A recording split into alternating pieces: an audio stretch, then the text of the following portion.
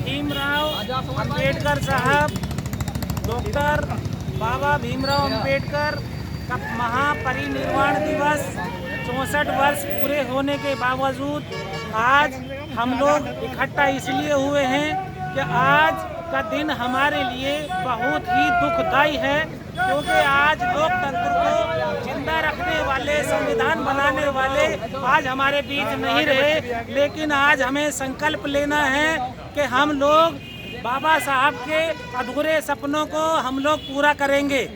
आज हम लोग जो बाबा साहब का जन्मदिन पहले हुआ था, लेकिन उन्होंने उस जन्मदिन का हम लोगों के बीच हमारे लिए अपनी जिंदगी पूरी कुर्बान कर दी। आज जो लोकतंत्र खतरे में है, आज कोई भी जाति धर्म कोई मायने नहीं रखता, लेकिन आज केवल ब्राह्मणवाद, मनुवादीवाद जिंदा है। आज जो है इंसानियत पूरी खतरे में आ गई है, क्योंकि इन लोगों ने जो आज देश के मूल निवासी है, उन्हीं लोगों को अपना ब्राह्मणवाद दे करके अपना लोकतंत्र खत्म करने का काम किया। क्यों? क्योंकि उसका सबूत है।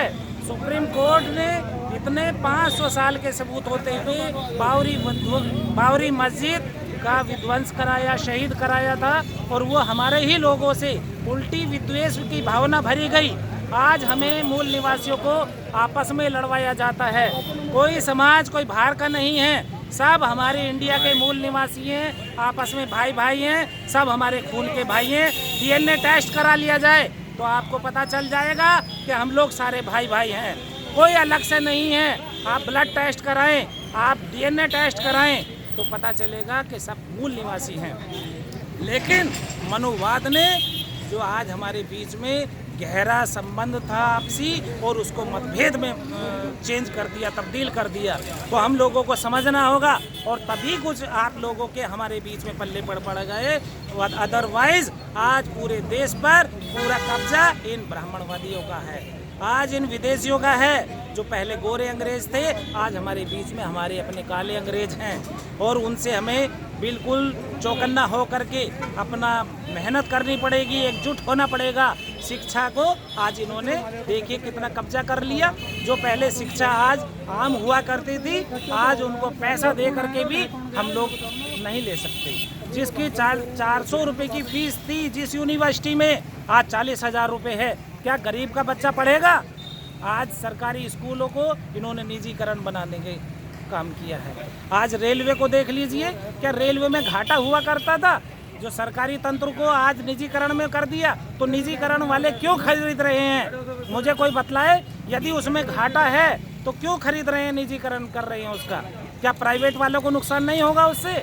लेकिन एक बात है कि गरीब को गरीब करने का इन लोगों की साजिश है, जो हम मंसूबा पूरा नहीं होने देंगे। बहुजन मुक्ति पार्टी हमेशा जनता के साथ है, और जनता के लिए हमेशा लड़ाई लड़ती रहेगी। मूल निवासियों की एकमात्र पार्टी है, और इस एकमात्र पार्टी पे सबको एक प्लेटफार्म पे आना होगा।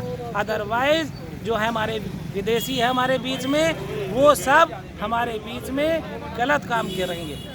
उस काम से हमें बचाव के लिए हमें बचना होगा, सोचना होगा, घर घर जा कर के ये अपना जागरूक अभियान करना होगा, जो बीएमपी आपके बीच हमारे बीच कर रही है। इस बहुजन मुक्ति पार्टी के साथ में एक एक इंसान को, एक एक भारतीय मूल निवासी को आना होगा।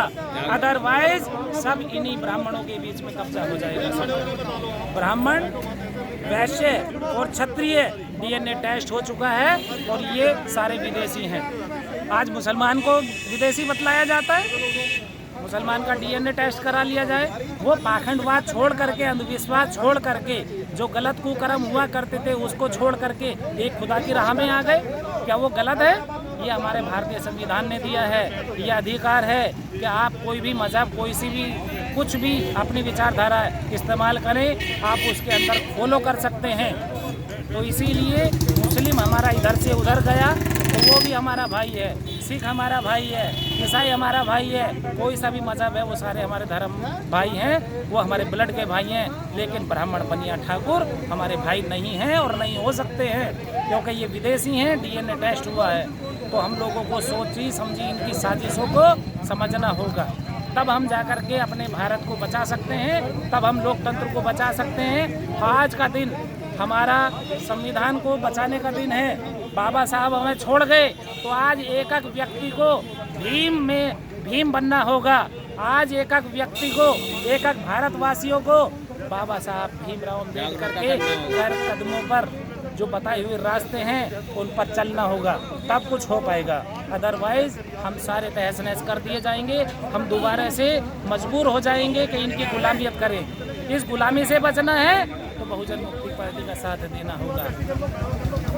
अभी जो 3 कानून आए हैं किसानों के विरोध में, इसके बारे में आप क्या कहना चाहेंगे? आज किसानों को देख लीजिए, किसानों की जमीन जो हमारी हुआ करती थी आज अन्नदाता है।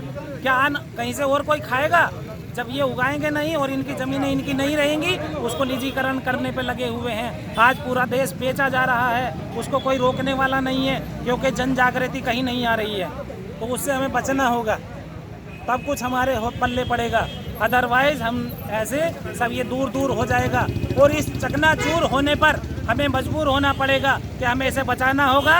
अदरवाइज किसान नहीं जागेगा या हमारा मूल निवासी नहीं जागेगा तो देश बिक जाएगा और इसको बिकने से हमें बचाना है। तो इसीलिए बहुजन मुक्ति पार्टी का साथ देना होगा। बहुजन मुक्ति पार्टी जिंदाबाद। बहुजन मुक्ति